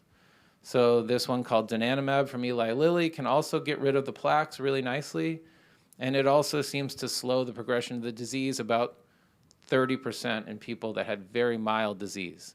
So this drug is in trials right now to try to prove that it works, and hopefully it will. And those trials should be reading out relatively soon, in the next year or two. This is another drug that's probably the next one in line. It's called Lecanemab. It does the same thing. It removes the plaques really effectively. It's also an antibody, and it seems to modestly slow the disease, at least in people with very mild disease. So both of these drugs are kind of in the pipeline. There's another one called Gantenerumab that's also close to being approved potentially, or at least finishing its trials. So what I'm hoping, and I think what we're all hoping, is in the next year, we will have more data from more of these drugs, and maybe one of them will be proven to work, and we can actually start treating people with these drugs, which would be fantastic. It would give us a whole nother way of treating the disease that we don't have right now, which is something that can actually change the course of the disease rather than treating the symptoms. So that's the hope. I think there's still a lot of reason for optimism, but we just have to be very patient, which is not easy to do when you have a disease like Alzheimer's disease. So with that, I think we're done. I'll hand it back over to Krista, and I'll be up here to answer questions about this drug if you have them as well. Thank you all. Yeah, please. Yeah, so Dr. Music will stay up here, and I'll ask all of our other speakers to come up, along with Dr. Kyle Womack, who's one of our neurologists, and who also works with Dr. Snyder in the clinical trials unit. And Dr. Holtzman has been gracious enough to MC the Q&A portion. So we'll please, there'll be MAP staff going around to collect your cards. If you just hold them up like this, then people collect them, and Dr. Holtzman will be emceeing, and we'll be able to get the questions to our panel. As you're filling out your cards, I think we'll get started because we already are having a lot of questions sent up to us. I'll start off with this one and direct it either to Dr. Music or Womack. So the question is, what's the current understanding of the link between anticholinergic drugs like Benadryl and Alzheimer's disease, there seems to be different opinions in the medical community. Maybe Kyle, you want to start with that? Yes, how do we do that? Is everyone grabbing these? Yeah, so the anticholinergic drugs, which are really kind of ubiquitous. The Benadryl is super common, but probably the biggest offenders are the bladder drugs, ditropan, oxybutynin, et cetera, that work. Their whole purpose is to be anticholinergic, to block the neurotransmitter acetylcholine. And so we've known for a long time that interferes with memory and other cognitive function, just as a immediate side effect of the drug. Just, once the drug wears away, that supposedly would reverse. David Drockman showed that in the 1970s with college-age volunteers would score like a 70-year-old on memory tests if they had a standard dose of an anticholinergic. He used scopolamine. And so that's one issue, and there's been growing evidence that the total anticholinergic burden of someone's medication regimen. So you might have some drugs that have a little bit of anticholinergic effect, some that are highly anticholinergic, et cetera, but the whole burden of all the drugs you're on that do this has been shown to be a risk factor for developing dementia. Which kind of raises the question, does it do something more long-term than just while the drug is on board? And that's not completely answered yet, but these are definitely things to avoid as far as I'm concerned. Since we're on a treatment or side effect potential question, a few years ago, people were really promoting taking vitamin E. What's the status of that right now? Maybe Eric, do you want to talk about that for a sec?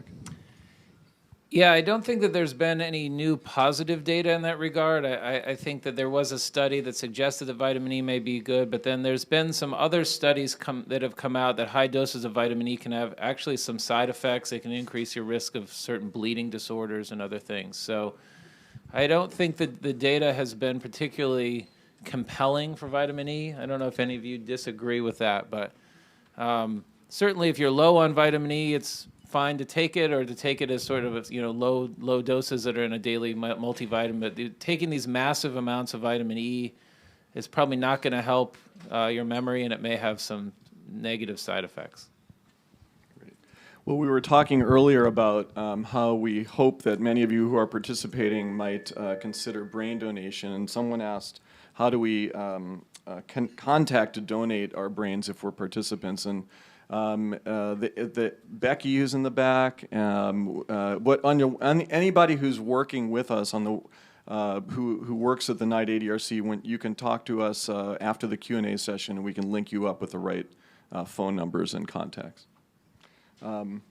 Maybe Suzanne, this is a question I'll direct to you. If mild cognitive impairment, or another way to say that is very mild dementia, if this is irreversible brain cell death, how can any drug really work? Yeah, I think I'm going to sit next to Jason here. But so I think that's it goes to a very important question generally that's quite relevant to what Eric talked about. We know that when people have symptoms, that's because they've had damage to their brain. And unfortunately, in general, not 100%, but in general, we think once that damage occurs, it's very difficult to reverse. There are some drugs that in some trials purportedly help to some extent. We'll have to see whether that actually pans out. But in general, I would say that most of the treatments that we're looking at are treatments that slow things down. So they don't make you better, they slow down the decline. And that's obviously not what we want. We would love to have our patients who have memory problems get back to where they were. but it's not clear that that's possible. What I do think is the most promising thing, and this is where I want to put my money, is preventing it in the first place. And I do think that at some point will be possible. But it means that we have to identify people before they have a lot of that damage done, know for sure, yes, they're at high risk, and then start them on a drug that prevents it. And that's actually what Eric McDade's study is trying to do. One other thing that I would note is when we talk about things like mild cognitive impairment or mild dementia, that can be a lot of different things. So, and in many patients who have dementia due to Alzheimer's disease, they don't just have one thing going on. They're taking oxybutynin and Benadryl, and they have sleep apnea, and they have other issues. And so if we treat those things, they can get better. And that's not necessarily because we're reversing damage due to Alzheimer's disease. It's because we are treating these other causes that are contributing to their cognitive impairment. So I just wanted to add a little bit, Suzanne, to your comment about this question about whether or not, if there already is some memory impairment, whether it might be, is it too late? And I do think that certainly what you answered is correct, that you'd want to ultimately try to prevent disease. But there certainly is a lot of evidence from model systems that we study in the laboratory that if you have a really effective treatment that blocks the further nerve cell death, that there potentially can be some plasticity in the brain. So I don't think necessarily that it's maybe as bleak as what I think. If we really have an effective treatment, I don't think we have one yet that really blocks degeneration, but we'll have to see as that moves along. Another question is, does the result with Aducanumab indicate that amyloids are not causing Alzheimer's disease? And I'll quickly answer that. I would say there's an incredible amount of evidence that amyloid is central to initiating Alzheimer's disease. But I think one of the things that was illustrated by Eric Music's presentation is that all of the current trials that have read out so far pretty much have been in people that already where other proteins are building up in the brain beyond amyloid. So the earlier one treats, the more likely it's going to show a bigger effect with amyloid. I think that would be the consensus in the field. There's a lot of questions that are more for the physicians, so I'll keep going with that. Can one of you, maybe Kyle, update us on or discuss memantine, which is a drug that we frequently use in patients? Sure. So memantine has its indication for moderate to severe Alzheimer's disease. It works in a kind of a totally different way from the cholinesterase inhibitors like donepezil, or otherwise known as Aricept. It's kind of a complex mechanism.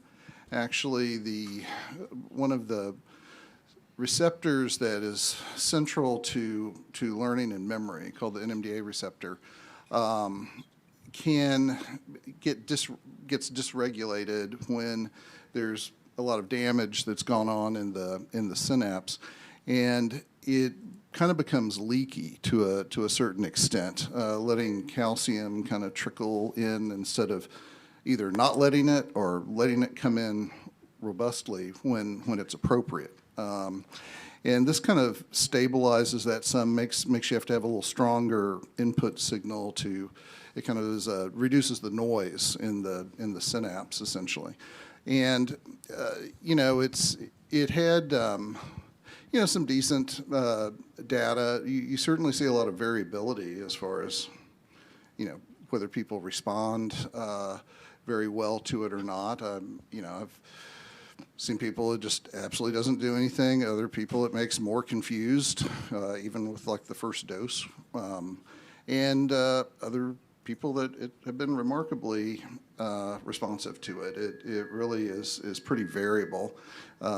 Probably, I don't know, my experience, this isn't literature-based necessarily, but in combination with the cholinesterase inhibitor, you probably see a better response than meaning like donepezil or Aricept, using the two together is probably better than it just by itself. But I don't know, does anyone have anything? Seems to be a pretty safe drug overall, too. Yeah, it was in the original trials, more people withdrew from the placebo arm than withdrew from the treatment arm, for whatever that's worth. So earlier this morning, it was mentioned that some of the new studies that are going to be done at the Knight ADRC, the Memory and Aging Project, involve collecting potential Medicare data from our participants. And so this question has to do with, which I'm going to ask Krista to answer, is since we're going to share our Medicare data with you, will our general practitioner have access to basically your images and other information? So I should have said that. Thank you for whoever asked that question. I should have said that more clearly when I had that slide up there. One of the things we're always very careful about is this would be unidirectional. We would be pulling from your medical record. We never want to put something about your research participation in your medical record because that could be very risky. You have protections by our having research data. As soon as someone finds out that you're in an Alzheimer's study, in your medical record, even if you're completely cognitively normal, we know there are risks associated with that. So we would never we're not going to put your research data in your medical record. We would only be going the other way, pulling from your medical record into your research document. So that's a protection I just want to make sure people would understand. Thank you. I'll answer one real question quick and then turn the next question to Jason. One question was, can I ask my doctor for the blood test to detect if amyloids are developing in my brain? And right now, the test that Dr. Schindler was mentioning, which is clinically available, is called Percivity AD. It's available for your doctor to order, but you have to have some symptoms in order for them to order it. So you go to the doctor, at least today. In the future, that may change, but you can't go to your doctor and say, if you're normal, can you test whether I have amyloid in the brain? In research studies we're doing at the Knight ADRC, that you often, those tests are done, but not as a patient yet.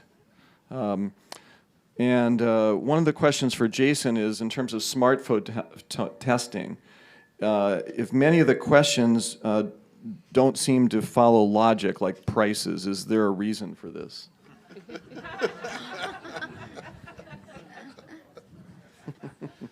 I like logic. And the logic behind the test is not necessarily, is it a good bargain? We actually originally started asking a question like that, and you can understand it was kind of a disaster because people kept calling us and say, I would never pay $8 for blueberries. I talk really loud. I don't understand.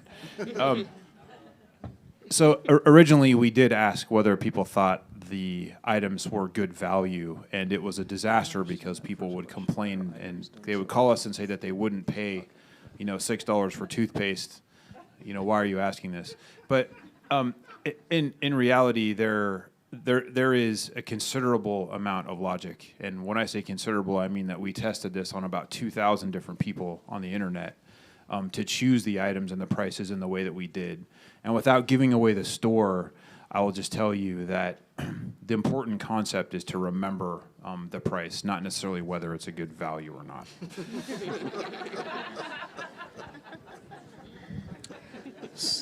So here's an interesting question. Will you discontinue lumbar punctures now that you have plasma biomarkers? That's a really important question. And I think whether you like it or not, I was actually the researcher at WashU that started the lumbar puncture studies 25 years ago, so you can thank me for that. But I think the plasma biomarkers are getting to the point where they are providing closer information now to what we find in the spinal fluid, and as Dr. Schindler was talking about, amyloid imaging. There are other things that you can measure in the spinal fluid beyond the Alzheimer markers that are providing really interesting information. I think for research, it probably won't end yet, but I think for clinical use, we're getting to the point where we may not need to use lumbar punctures for diagnosing patients in the relatively near future. But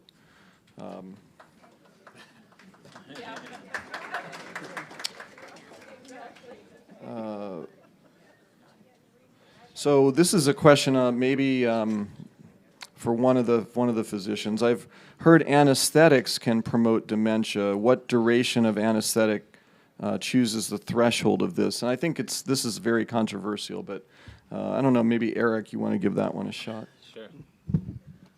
Yeah, this is controversial. I don't know that there's great data. There's a lot of anecdotal data. So I see a lot of patients who, maybe feel that their memory got worse after a surgery. But I don't think that we have really clear data on which anesthetics and how long. Certainly, I think more demanding surgeries where you have a lot of things done and you're in an ICU afterwards, if you have, then the odds of you having some kind of hit to your brain are higher. Things like bypass surgery where they have to, the blood flow to your brain is maybe compromised to some degree. But I don't know that we have great, I get this question a lot from patients. Should I have my cataracts removed, or is, too dangerous? I don't think there's really very firm data that there's danger there for pretty minor procedures. I don't know if anyone else has an alternative opinion. Kyle, you? Yeah, I mean, the conscious sedation with propofol is probably, that a lot of the minor quick things are done under is probably pretty low risk. There was a Chinese study where they actually compared kind of a more major surgery using propofol versus one of the fluorine, what the anesthesiologists refer to as the vapors, the fluorines and whatnot. And then to also an arm where they just had spinal anesthesia. And the propofol fared, quite well. There was a question of people progressing a little more with the vapors. It's very complicated. And the surgery, like when someone has open hearts, has to go on the bypass for the heart-lung bypass. For heart surgery, they clamp the aorta.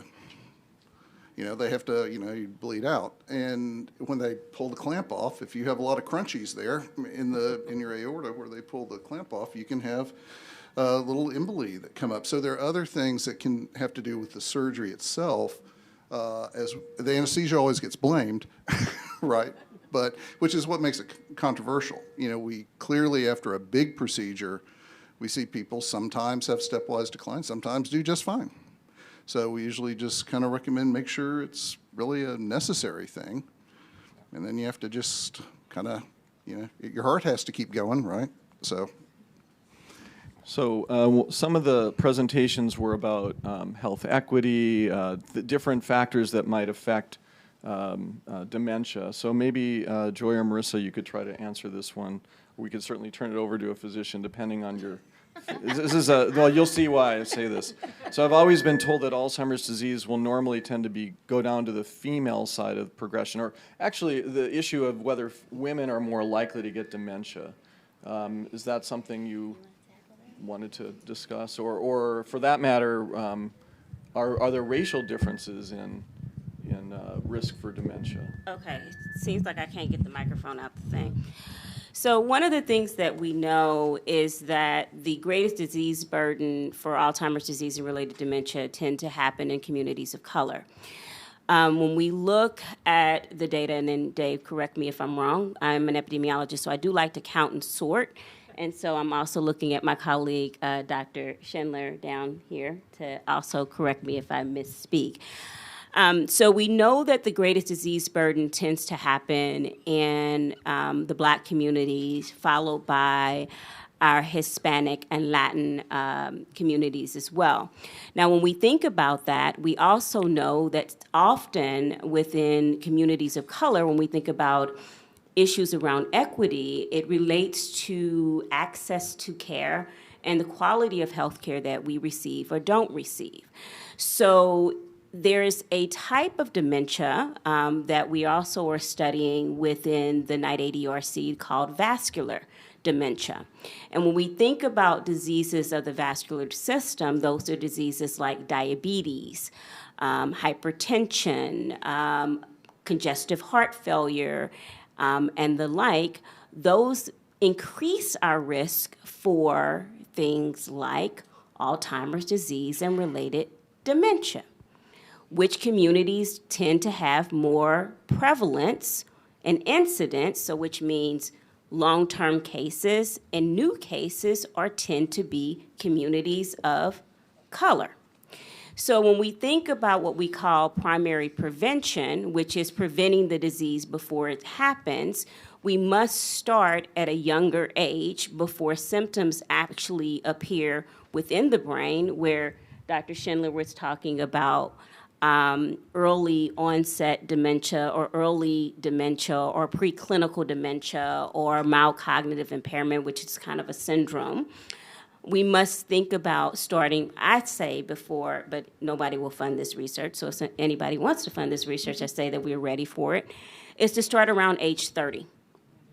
And around age 30, 35, to think about those risk factors, especially for communities of color, related to our vascular systems. That also means thinking about how do we ensure that these communities, and the community that I come from, have access to appropriate and quality health care so that we can do disease prevention. So we think about the community of St. Louis, and we think about the Delmar Divide. Hospitals north of Delmar closed. Where are communities of color in the Penrose neighborhood receiving care and the greater Ville area? In 63112, 63108, 63115, and the zip codes going on. And then when we move out to North County or even into downtown St. Louis, where many black folks live, or we go deep, deep South City, where many communities that are from the Hispanic and Latin area, the hospitals in those neighborhoods closed. So where are people getting care? So if we're not receiving the care that we need, and then that creates other things related to stress, and we know that there's links to cortisol, which is the stress hormone, which is linked to also vascular disease. And then they don't have grocery stores, which is linked to cardiovascular disease and diabetes and things like that. Then how are we going to impact change? So it's very cyclical and systemic and structural as well. And so we also have to acknowledge that some of these things were in place because of redlining, because of structural and institutional racism, because and I know that often people don't want to talk about those things, but this is real. And so if we don't, and I hear a couple amens in the audience, so y'all know and I can keep going and preaching and things like that, but I won't do that. So I think that the work that we're doing with my colleague Eric's study with primary prevention, the work that we're doing in my research lab around thinking about ways to prevent Alzheimer's disease and related dementia will also impact diseases like cancer, will also impact diseases, other diseases as well that cause premature death and mortality for diverse communities. So I hope that I answered your question. I know that I did not touch on women, but we do know that there is a higher prevalence within women. Is that correct? There is a higher prevalence of the disease in women as well. So we also have to think about the hormones that women have, as our bodies change. And I'm at that age now where I'm having internal summers. And every woman in this audience knows what I mean, regardless to color. And so we also have to think about those things as well. And I don't know, Marissa, if you want to add anything about social determinants of health. I don't know if I could follow that. That was good. Thanks, Joy.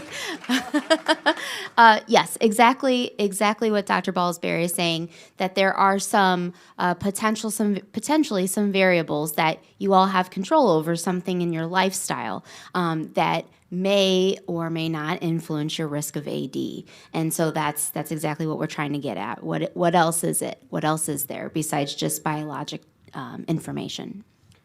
So just to follow up on what you guys just talked about, one question is diet a factor to consider, like low-fat, plant-based organic produce? And I think this question really ties into the fact that in terms of prevention of many things can cause dementia, and the older you are, if you develop dementia, it's very likely you won't just have Alzheimer's disease as a cause, you'll have vascular contributions and even other factors. And I think a lot of those things are issues that if you really lead a healthy lifestyle from after birth, really immediately afterward, these are big factors that are going to affect things like diet, like not smoking. All these things are important. It's not just, and also social determinants of health. All these things are working together to influence these diseases. I mean, we just have learning data from animal systems and now in humans that your microbiome early in life can affect many diseases later in life. So what you eat affects your microbiome. Okay, so one question is, and this is asked frequently, is what's the latest on releasing test results that you all are getting? And Jessica Mazurski is in the audience, and you want to stand up, and people can approach Jessica afterward, and she can, or if you want, you can answer the question. Oh, do you want me to answer Yeah, it now please. or I think stick it would be around? helpful because a lot of Okay. people are interested in that. A lot of people are interested, and this has been a slow-going study. So as you know, Dr. Sarah Hartz and I have a project to return research results to participants who are interested. We were funded in February 2020, 4 weeks before COVID started. So that has effectively shut us down for about 2 years, whereas by now we would have expected to have reached out to about 400 participants. We've reached out to 50. And that's because brain imaging scans stopped for about 2 years. So the study is trying to ramp up, as Krista mentioned, as we slowly ramp up people coming back in, getting imaging, coming in for their visits, and also as people are getting blood tests. But because of just the delays due to COVID, there really are a lot of people who have been waiting and continue to wait. We hope to reach you in the next 18 months. The study returns PET amyloid scan, MRI image, and your ApoE4 status, and then we will add an arm to return plasma. Those are the only results we're returning right now. That's unusual. Most centers don't return necessarily any results to people. But I guess I'm also here to just apologize. It's not my fault personally, but I know many of you have been waiting. We are trying to ramp back up. Thank you. That- Thanks so much. No problem. Okay. We have time maybe for two more questions. So I'll probably direct this to Eric. Does the plaque return after it's removed in 2 to 5 years? And then secondly, do the behavioral symptoms disappear with the removal of plaque? Yeah, those are great questions. So there is some data that the plaque does not return very quickly. So there's been some studies with several of these antibodies using these plasma biomarkers in particular that once you can treat people with the antibody for maybe about a year to 18 months and get rid of most of the plaque, and that it probably takes many years to come back. So actually Eli Lilly has their plan is to use these drugs to treat people for a set amount of time, a certain number of months until the plaque is gone, say 12 to 18 months, and then to monitor after that until the plaque comes back and then treat them again. So you wouldn't be on the drug all the time. So I think that's one of the optimistic things about these drugs is that the plaques take a long time to get there in the first place and they take a long time to come back. Behavioral symptoms have not really been looked at that I know of, unless anyone else knows of any data like that. Most of the endpoints on this were memory and thinking kind of things. And all the people that were involved in these studies had very mild symptoms, so a lot of them probably didn't have a lot of behavioral symptoms that tend to come later in the disease.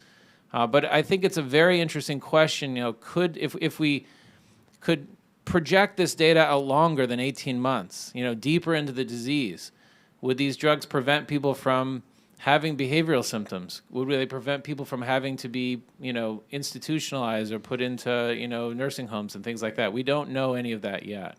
And I think if the drugs could do that kind of thing, it would certainly have value, even if they can't, fix everything. Maybe the final question we'll ask, just given the time, is, and the question is, what advice do you give those who are found to be at high risk for Alzheimer's disease? Maybe, Suzanne, do you want to go with that one? Sure. So probably a lot of you in the room today have a family history of Alzheimer's disease. And I would just start by saying, in general, we see a lot of patients who have a family history of Alzheimer's disease, and we see a lot of patients that don't. And just because your mom got it doesn't mean you're going to get it. So that's just one thing. Now, some of you may know for other reasons that you're at risk. And as these biomarkers become more available and genetic testing, you may know that you are an ApoE epsilon 4 carrier, or maybe someday you will find out you have elevated amyloid levels in your brain. I would say that right now, until these drugs are available, that are, hopefully will slow down the onset of symptoms, that pretty much good living is really important. And what I mean by that is diet, exercise, and sleep. And trying to minimize and address some of the risk factors that you have that are associated with dementia. So, for example, if you have hypertension, treat it. If you have sleep apnea, wear your CPAP. So those right now are the things we can do, and staying active and engaged in activities. I think all of those things do help and reduce risk. Well, and just to add on to that as we end, probably the biggest prevention factor is participating in the Memory and Aging Project. Thanks, everybody, for being here.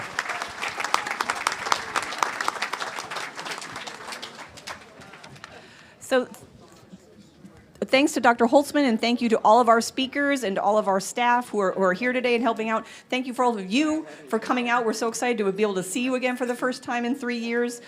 We didn't have time to answer all of your questions, but I have them. I know that we've been doing a monthly newsletter piece, so where some of these questions you might have seen come out during the year. We will make sure that we can get someone to answer those going forward. So thank you again. I know, as I said, I know Dr. Morris is very disappointed this morning not to be here.